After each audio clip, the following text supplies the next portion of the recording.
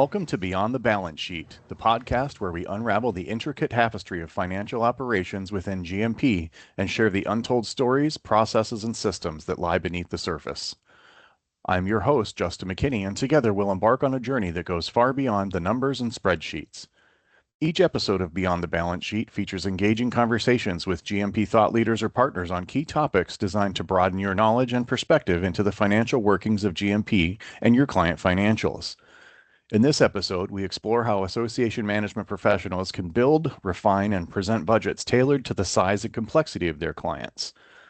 Our guests today are Beth Slater, Executive Director for OHBM, and Brennan Summers, Executive Director for INPCS and ASNR. Welcome to the show, Brennan and Beth. Thanks, Justin. Thank you. Let's start with the basics. Brennan, can you walk us through how you approach building a budget for a smaller client like INPCS? Yeah, so really we rely on a lot of historical data. So we take a look at what we've done the last several years. You can see with the spreadsheet up, we've got actuals from the last several years, and we use that to kind of look at trends. We also have several different tabs at the bottom where we look at dues projections for membership dues, and we also do projections on annual meeting registrations. A lot of that, like I said, is based on historical data. So we do some forecasting based on member categories and growth, and then annual meeting revenue based on attendance, and then general expenses, management fees, technology, insurance. Because INPCS has fewer revenue streams, the expenses are pretty predictable. The revenue streams are pretty predictable. So simplicity and clarity is kind of the key that we look for. Yeah. Okay, great. Thank you very much for that, Brennan. Beth, how does that differ when you're working with a larger client like OHBM? I would say that it differs in some ways, but it actually starts out the same. We do also look at historical data. We have some actuals there from previous years, and it is some measure of copying and pasting for things like general administrative expenses that you don't anticipate moving a whole lot from year to year. However, we do have a slightly larger client and differing revenue streams, which we're continually trying to diversify throughout the year. But our biggest impact is the annual meeting and our membership.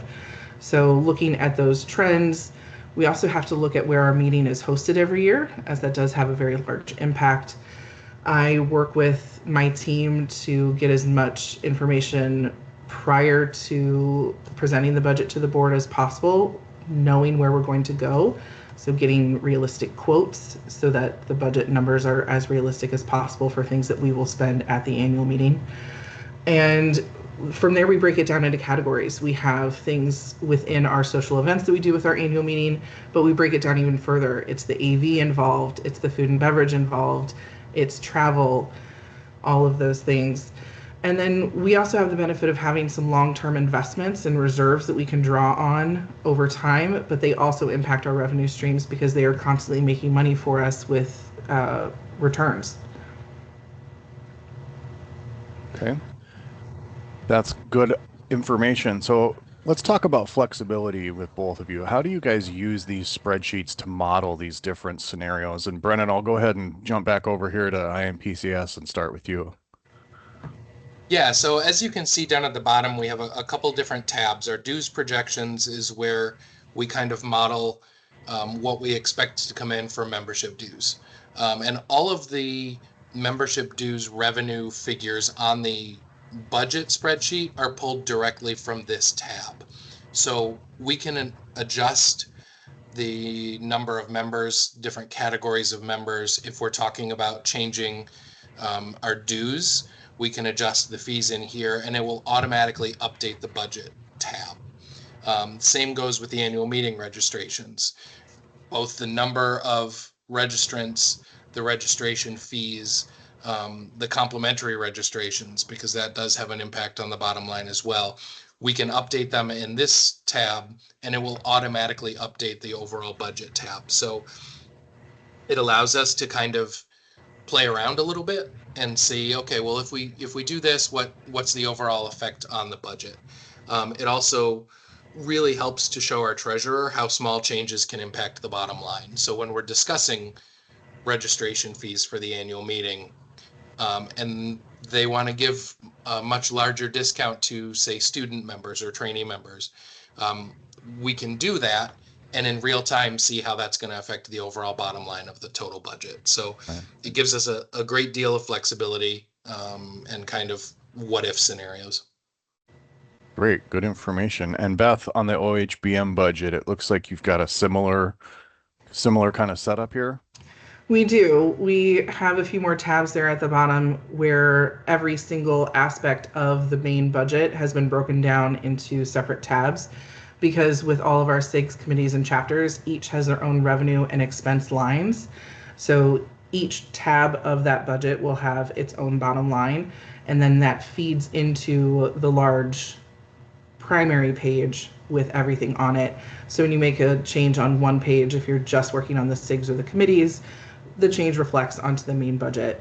And as Brendan said, it does help to show the treasurers, when those formulas are working really well, that you change one thing and it impacts the bottom line of the entire organization. We just go through that back and forth. So the best way to show it visually quickly, though, was conditional formatting and pivot tables. That always seems to help our treasurers too. Okay. So now we've kind of gone through, some of the behind the scenes things with your budgets and that sort of information.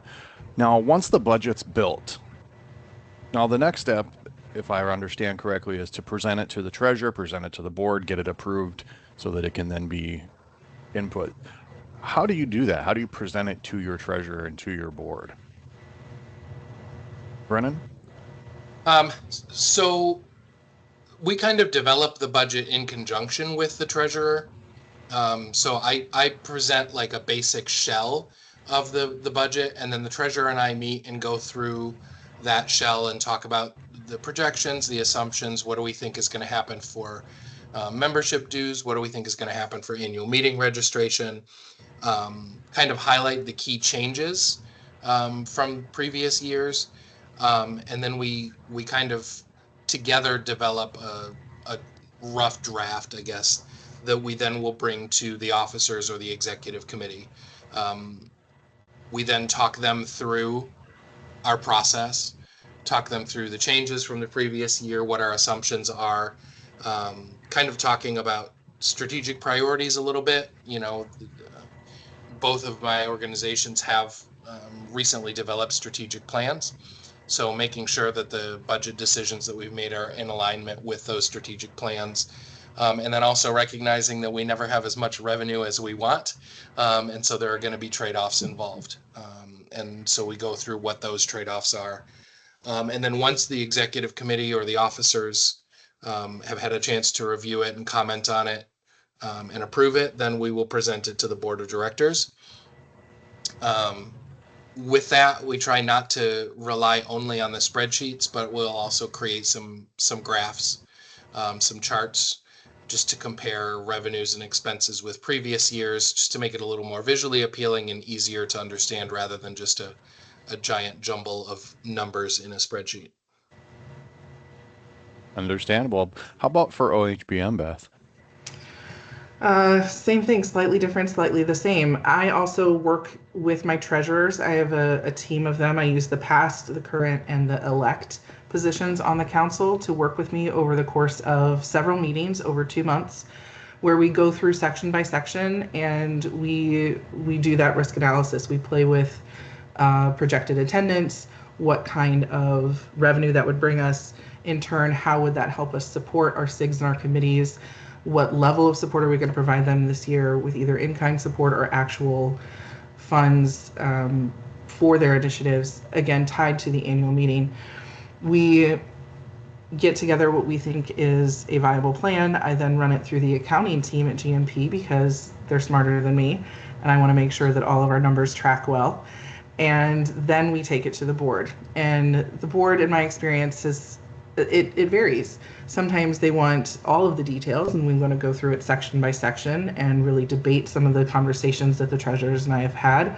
or they want a very high level overview and they trust the treasurers and us to make the best decision that's going to keep us aligned with our mission and making sure that the organization is sustainable, especially with our reserves and our investments.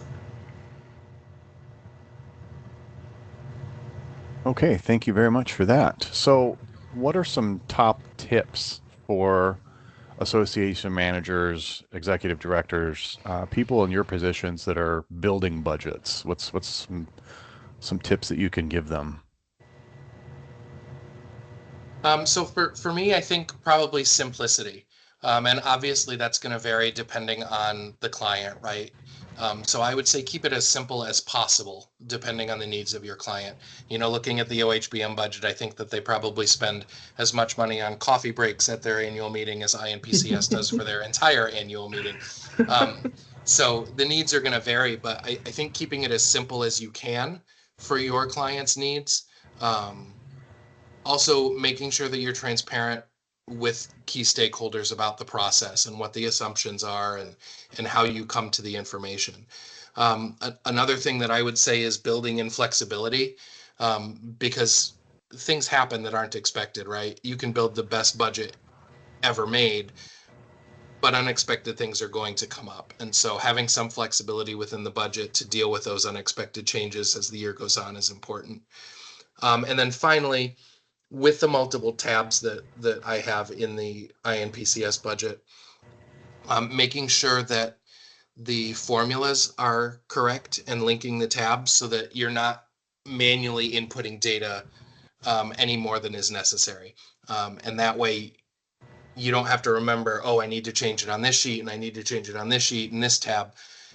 Having the correct formulas allows you to make the changes in one place and then it will automatically update into the other places. So making sure that your data is consistent that way. Thank you very much, Brennan. How about for you, Beth?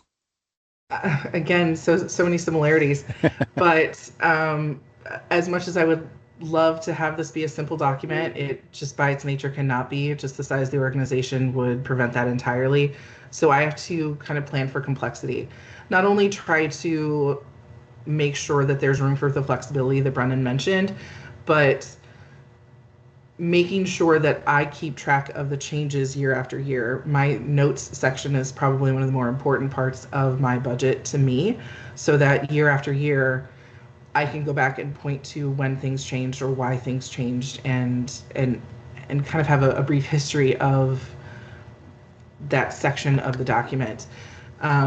I try to make sure that the treasurers are with me every step of the way as much as possible. As soon as they're done with their treasurer training and meet our Merrill Lynch advisor, we start looking at the budget for the next year. So they don't even get a minute to wonder what that looks like. I shove it in front of their face as quickly as possible.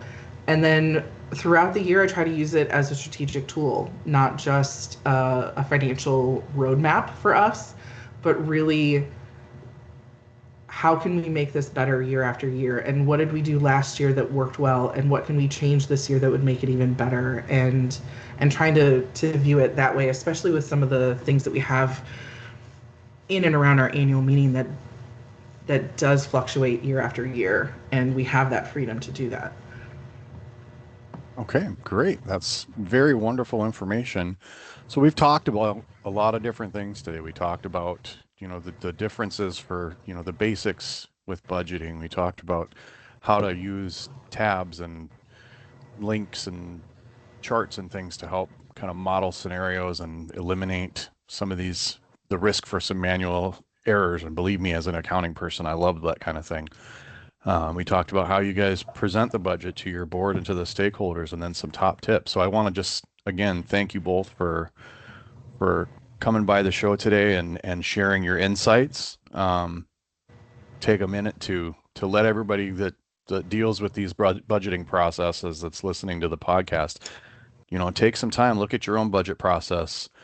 Are there things that you can share with the rest of the team to help their process after hearing this? Are there things that you took away from this that you're going to incorporate to make your process improved?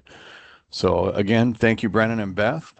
We appreciate you coming by, and Remember to take a listen the next time when we talk about forecasting for growth, strategic planning for associations.